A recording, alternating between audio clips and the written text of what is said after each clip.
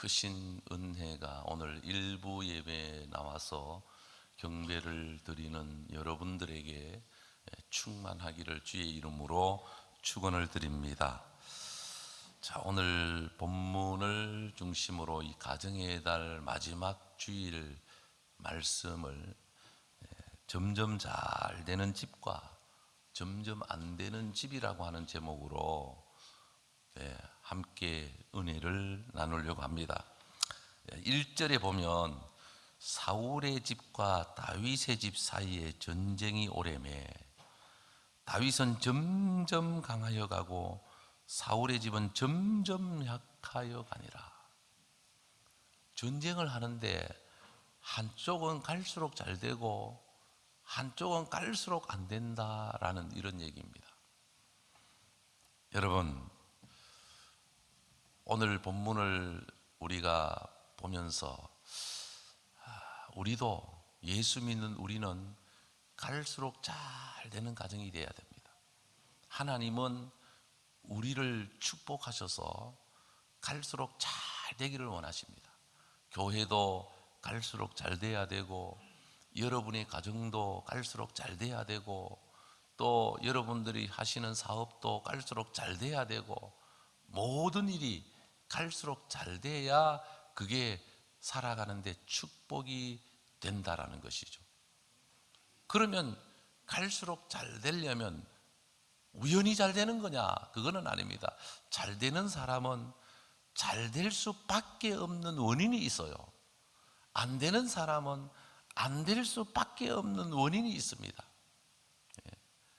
그래서 오늘 성경을 통해서 그 원인이 뭔가를 우리가 분석하고 그래서 우리도 잘 될 수 있는 그 원인을 우리가 잘 될 수밖에 없는 그 요소를 우리가 가지고 살면 하나님이 다윗의 가문을 잘 되게 했듯이 다윗의 삶을 잘 되게 했듯이 다윗처럼 하나님의 마음에 들고 하나님을 기뻐하고 하나님께 영광 돌리고 살면 우리들에게도 똑같은 은혜를 주실 줄로 믿으시기를 바랍니다. 그래서 이 성경은 어떤 면에서 공식과 같은 것입니다. 누구든지 아브라함처럼 믿으면 아브라함이 받았던 축복을 하나님이 그 사람에게도 주십니다. 누구든지 다윗처럼 살면 하나님이 다윗에게 주셨던 축복을 그 사람에게도 주십니다. 반대로 누구든지 사울처럼 살면 그 사람에게도 사울과 같이 결국은 망하게 되는, 결국은 끝에 가서 무너지는 그런 것을 우리가 보게 되는 것입니다. 그래서 우리는 잘 되는 집과 안 되는 집의 차이점을 몇 가지를 생각해 보기를 하겠습니다. 먼저 잘 되는 집과 안 되는 집의 차이점은 하나님께 순종하는 다윗의 가문은 갈수록 잘 됐고 불순종하는 사울의 가문은 나중에 다 무너지고 말았다. 여러분, 인간적으로나 제도적으로 생각하면 사울은 초대 이스라엘 왕이고 다윗보다 훨씬 더 유리한 위치에 있었습니다. 초심을 잃지 않고 잘했으면 사울의 가정은 이스라엘 역사의 길이 남을 가문이 되었을 것입니다. 그러나 그가 왕이 되고 난 이후에 교만해져서 두 가지 실수를 합니다. 첫째는 블레셋과 전쟁을 하게 되었는데 이제 전쟁에 출두하기 전에 하나님 앞에 제단을 쌓고 나아가야 되는데 사무엘을 기다리니까 사무엘이 안 오는 거예요. 그러니까 사무엘이 해야 된다는 게 어디 있느냐? 내가 왕인데 내가 해도 되지 하고 제단에 불을 붙이고 제사장이 할 일을 자기가 하는 겁니다. 그래서 사무엘을 기다리다가 결국은 실수를 하게 되는 것이죠. 그래서 사무엘이 늦게 도착해 보니까 사울이 이미 제단의 제사를 지난 거예요. 사무엘상 13장 13절에 14절에 보면 왕이여 망령되이 행하였습니다. 왕은 하나님께서 왕에게 내리신 명령을 지키지 아니하였습니다. 왕의 나라가 길지 못할 것입니다 라고 증언을 합니다. 여러분, 우리가 여기서 하나 깨달아야 될 게 있습니다. 왕이라고 마음대로 해서는 안 된다. 왕이라고 해서 하지 말아야 될 것을 해서는 안 된다. 왕도가 있습니다. 왕은 자기가 하고 싶은 대로 다 해도 되는 게 아닙니다. 안 되는 것은 안 되는 것이죠. 그래서 이 사울이 교만해서 결국은 큰 실수를 합니다. 두 번째로 사울은 아멜렉과의 전쟁을 할 때 하나님이 사울에게 그 모든 소유를 남기지 말고 진멸하라 라고 명령을 했습니다. 그런데 사울은 자기 마음대로 아말렉 성에 이르러 갠 사람들에게 아말렉 성을 떠나가라고 피신시켜주고 또 전리품을 자기들이 취하게 됩니다. 그때 사무엘상 15장 22절 23절 보면 사무엘이 이런 말합니다. 사무엘이 이르되 여호와께서 번제와 다른 제사를 그의 목소리를 청종하는 것을 좋아하심같이 좋아하시겠나이까. 순종이 제사보다 낫고 듣는 것이 수양의 기름보다 나으니 이는 거역하는 것은 점치는 죄와 같고 완고하는 것은 사신에게 우상에게 절하는 죄와 같음이니이다. 왕이 여호와의 말씀을 버렸으므로 여호와께서도 왕을 버려 왕이 되지 못하게 하셨나이다. 여러분, 그래서 사울은 큰 실수를 두 가지를 합니다. 그러므로 하나님은 사울을 버리십니다. 여러분, 하나님이 버리시면 그 인생은 끝나는 거죠. 하나님이 버리시면 그 가정은 끝나는 것이죠. 하나님이 버리시면 그 교회는 끝나는 겁니다. 하나님이 버리시면 그 나라는 끝나는 겁니다. 결국은 겸손해서 초대 왕이 되었던 사울이 왕이 되고 나니까 자기 위에 하나님이 계시는데도 불구하고 아나무인이 되어서 하나님을 무시하고 말씀을 거역하고 자기 마음대로 행동한 사울은 결국은 망하게 되는 것을 역사를 통해서 보게 되는 것입니다. 오늘날도 마찬가지입니다. 대통령이 될 때까지는 대부분 겸손합니다. 대통령이 되기 전까지는 장점이 많습니다. 역대 대통령들 보십시오. 다 장점을 가지고 있습니다. 대단한 장점들이 있습니다.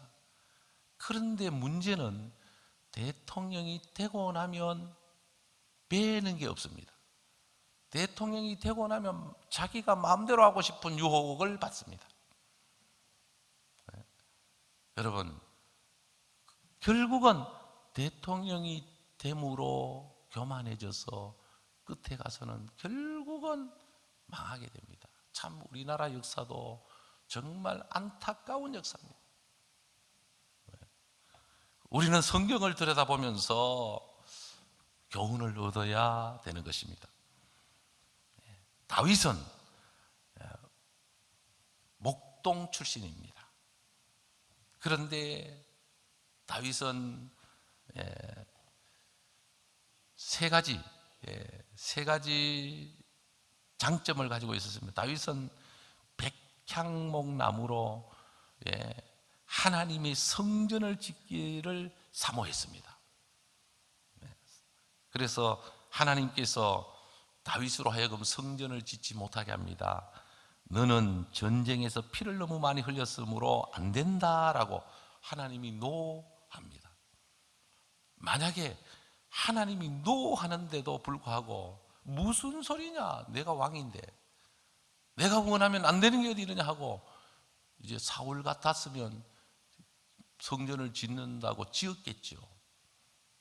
그런데 다윗은 하나님이 노하니까 성전을 지을 수 있는 모든 것은 준비를 하되 아들 솔로몬 때에 가서 짓도록 하게 됩니다. 하나님이 원하면 순종해야 되고 하나님이 노하면 순종해서 안 해야 되는 것입니다. 다윗은 전쟁에서 빼앗겼던 법궤를 찾았을 때 너무너무 기뻐서 덩실덩실 바지가 내려가는 것을 모를 정도로 덩실덩실 춤을 춥니다. 어린아이와 같이 기뻐하며 춤을 추었습니다. 왕이지만 하나님 앞에서는 어린아이와 같았다. 여러분, 이게 중요합니다. 우리가 세상의 권력을 갖고 있고 높은 자리에 앉아 있고 훌륭한 사람이라 할지라도 우리는 하나님 앞에 왔을 때는 어린아이가 되어야 됩니다. 여러분, 한때 이명박 대통령도 대통령 되기 전에는 겸손했었습니다. 서울 소망교회 주차 안내를 했습니다. 현대건설 회장할 때 현대건설 회장이 주차 안내를 했다. 그 교만하면 못합니다. 겸손했습니다. 그런데 나중에 대통령이 되고 나니까 이제 뭔가 교만이 들어간 거죠. 여러분, 대부분 다 그래요. 대부분 다. 사람이 처음에는 겸손합니다. 다. 그래서 백성들로부터 지지도 받고 존경도 받죠. 우리는 하나님 앞에서 어린아이와 같아야 됩니다. 하나님 앞에서는 어린아이와 같은 순진함을 가지고 하나님을 경배하고 찬양할 수 있어야 하는 것입니다. 우리가 어떻게 하면 하나님을 더 기쁘시게 하고 어떻게 하면 하나님을 더 찬양 드릴 수 있을까? 저는 오늘 이렇게 우리 할렐루야 찬양들을 보면서 뒤에 자리가 좀 빈는데 저기 앉아야 될 사람이 저기 앉지 않고 앞에 앉아 있다면 되게 마음이 불편할 텐데 자수하여 광명 찾고 알아서 다음 주부터 저기 앉는 게 아마 복이다라는 생각이 들었습니다. 제가 지적을 하면 또 시험이 들 테니까 우리가 하나님 앞에서는 어린아이가 돼야 됩니다. 하나님 앞에서 잘 부르고 못 부르고는 그 다음 문제입니다. 우리 김상호 집사님 정말 참 훌륭해요. 제가 볼 때는 몸이 불편해도 매주 찬양하는 그 모습이 너무 예배를 드리는 자세가 성가대에 앉아 있는 것하고 그냥 이 앞에 앉아 있는 것하고 자세가 다릅니다. 하나님 앞에 쓰임받고 사명자로 앉아서 영광 돌리는 것은 하나님이 너무너무 기뻐하시는 것이죠. 여러분, 우리가 하나님 앞에서는 어린아이가 되어야 된다. 어린아이와 같아야 된다. 다윗은 큰 죄를 짓고 실수를 했습니다. 그러나 그는 나단 선지자가 와서 책망을 했을 때 그 책망을 듣고 눈물로 침상이 썩을 정도로 통회 자복하는 다윗이었습니다. 그래서 이 통회 자복하는 다윗을 바라보시면서 하나님은 내 마음에 기뻐하는 자다, 내 마음에 합당한 자다라고 축복을 합니다. 예수 믿는 사람에게서 하나님을 가장 기쁘게 할 수 있는 행위는 통회 자복하는 겁니다. 죄 없는 사람은 아무도 없습니다. 죄를 짓고도 회개할 줄 모르고 뻣뻣하게 산다면 그것은 갈수록 문제가 생깁니다. 하나님은 죄 때문에 우리를 징계하는 것이 아닙니다. 회개하지 않기 때문에 징계하는 것입니다. 언제든지 회개하기만 하면, 언제든지 통해 자복하기만 하면 하나님은 용서해 주시고, 하나님은 더 좋은 길로 열어주시고 더 아름다운 미래로 나아가게 하시는 것입니다. 이게 하나님의 방법입니다. 그래서 우리는 하나님 앞에 나와서 회개할 수 있는, 통해 자복할 수 있는 은혜가 있어야 할 것입니다. 그리고 다윗과 사울의 다른 점이, 다윗은 마음이 넓은 사람이었고 사울은 마음이 좁은 사람이었습니다. 이제 사울은 다윗이 사위입니다. 딸 미갈의 남편이거든요. 사위인데도 불구하고 골리앗을 물리치고 나서 인기가, 다윗이 올라가니까 사울은 천천히요 다윗은 만만히로다 라고 여인들이 노래를 부르고 사람들이 노래를 하니까 시기 질투가 들어가 가지고, 아, 저거 죽여야 되겠다, 저거 놔뒀다가는 내 왕권이 흔들리겠다. 그때부터 사울의 마음에 악신이 들어가서 그때부터 다윗을 죽이려고 온갖 수단과 방법을 가리지 않고 다윗을 죽이려고 합니다. 그런데도 불구하고 결국은 나중에 자기가 죽죠. 다윗은 그렇지 않습니다. 사울이 끝까지 자기를 죽이려고 하는데도 불구하고 다윗은 하나님이 기름 부어 세운 사울을 건들지 않습니다. 죽이지 않습니다. 하나님께 맡깁니다. 오늘 본문에도 나와 있습니다만 5, 6절에 보면 사울의 집과 다윗의 집 사이에 전쟁이 있는 동안에 아브넬이 사울의 집에서 점점 권세를 이 아브넬은 사울의 집에 사울의 오른팔 역할하는 군대 장관, 사울의 오른팔이었습니다. 그런데 나중에 이 아브넬을 이제 미워하니까, 이스보셋은 사울의 아들이거든요. 예. 그래서 결국은 갈등이 생기고 이 아브넬이 나중에 다윗에게로 이제 넘어오게 됩니다. 12절에 보면 아브넬이 자기를 대신하여 전령들을 다윗에게 보내 이르되 이 땅이 누구의 것이니까? 또 이르되 당신은 나와 더불어 언약을 맺사이다.